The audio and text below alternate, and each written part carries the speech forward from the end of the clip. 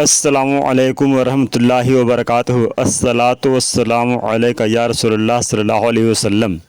حضرت عبداللہ بن مسعود رضی اللہ تعالیٰ عنہ سے روایت ہے کہ انہوں نے فرمایا، کیا میں تمہیں خبر نہ دوں کہ حضور پرنور سید عالم صلی اللہ تعالیٰ علیہ وسلم نماز کس طرح پڑھتے تھے؟ یہ کہہ کر نماز کو کھڑے ہوئے تو صرف تکبیر تحریمہ کے وقت ہاتھ اٹھائے، پھر نہ اٹھائے۔